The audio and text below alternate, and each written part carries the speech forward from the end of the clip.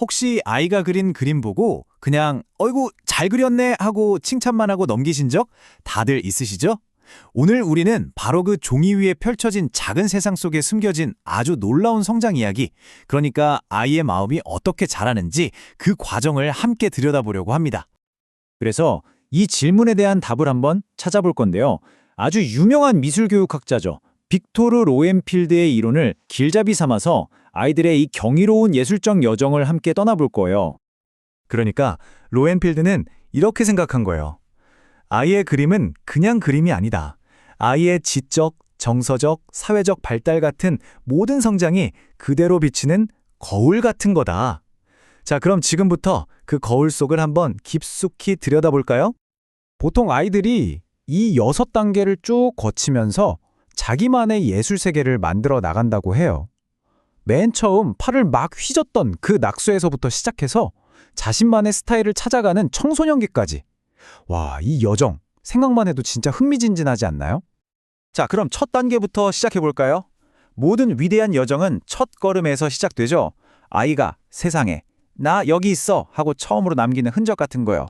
과연 이 시기 아이들은 그림을 통해 세상을 어떻게 배우고 표현하게 될까요?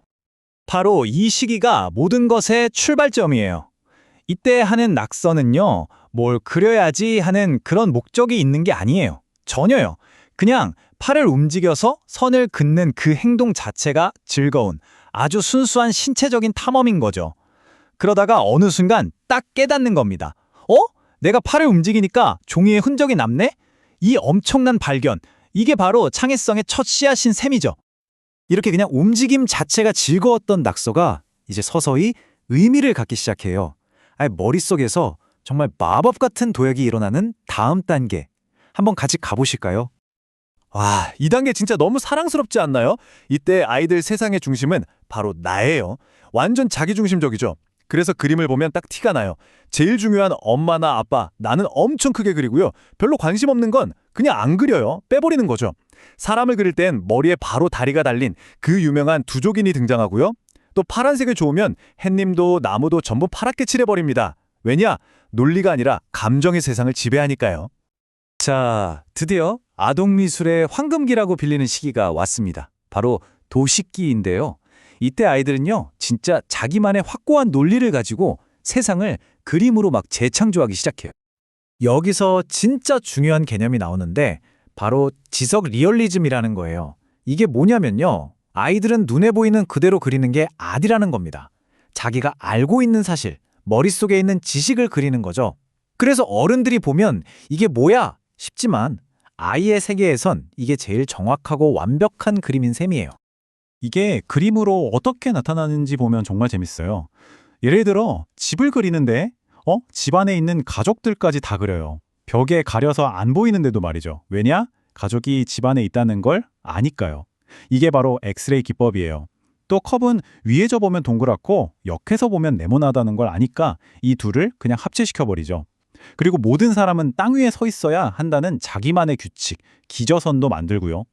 해님한테 웃는 얼굴 그려주는 것도 이 시기에 정말 사랑스러운 특징이죠. 자, 보세요. 지금까지는 아는 대로 그렸잖아요. 내 머릿속 지식이 중심이었죠. 근데 이제부터는 보이는 대로 그리려고 하는 시기로 넘어가는 거예요. 생각의 방향이 완전히 바뀌는 거죠. 이제 아이는 자기만의 상상 속 세계에서 나와서 진짜 현실 세계에 눈을 뜨기 시작해요.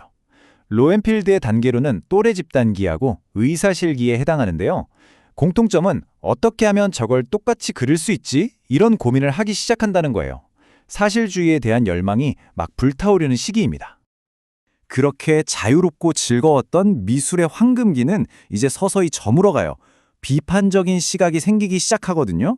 예전처럼 바닥에 줄 하나 긋고 그 위에 다 세워두는 게 아니라 이제 막 사물을 겹쳐서 그리면서 깊이감을 표현하려고 노력하죠. 근데 이게 생각처럼 잘 안 되거든요. 그러면 나는 진짜 그림에 소질이 없나 봐 하면서 엄청 좌절해요. 바로 이때 많은 아이들이 그림에서 손을 놓게 되는 첫 번째 위기가 찾아옵니다. 자, 이제 청소년기입니다. 이 시기에는요, 아이가 아주 중요한 선택의 기로에 서게 돼요. 나는 앞으로 어떤 그림을 그리는 사람이 될 것인가 하는 예술적인 정체성을 결정하는 거죠. 크게 두 가지 길로 나뉜다고 볼 수 있는데요. 첫째는 시각형, 말 그대로 눈에 보이는 걸 중요하게 생각하는 유형이에요. 사진처럼 똑같이 사실적으로 그리려고 하죠. 그리고 둘째는 촉각형인데요.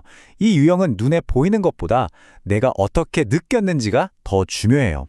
예를 들어 똑같은 나무를 봐도 시각형 아이는 나뭇잎 하나하나를 세밀하게 그리려고 하는 반면에 촉각형 아이는 그 나무를 봤을 때 느꼈던 쓸쓸함이나 바람에 흔들리는 그 역동적인 느낌을 그림으로 표현하려고 하는 거죠. 여기서 진짜 중요한 게 뭐냐면요. 이 두 가지 길 중에 뭐가 더 낫고 틀린 게 없다는 거예요. 둘 다 똑같이 소중하고 가치 있는 표현 방식이죠. 하지만 솔직히 우리 주변을 보면 어때요? 보통 그림 잘 그린다고 하면 사진처럼 똑같이 그리는, 그러니까 시각형 그림을 칭찬하는 경우가 많잖아요. 바로 이런 편견 때문에 감정을 표현하는데 정말 뛰어난 재능을 가진 촉각형 아이들이 내 그림은 못 그린 그림이구나 하고 오해하고는 그림을 아예 포기해버리는 안타까운 일이 생기는 거예요. 자, 이렇게 아이들이 어떤 예술적인 여정을 거치는지 쭉 살펴봤는데요. 그럼 이걸 아는 우리가 부모나 교사로서 뭘 해줄 수 있을까요? 어떻게 하면 이 아이들의 창의성을 지켜줄 수 있을까요? 지금부터가 진짜 중요한 실전 팁입니다.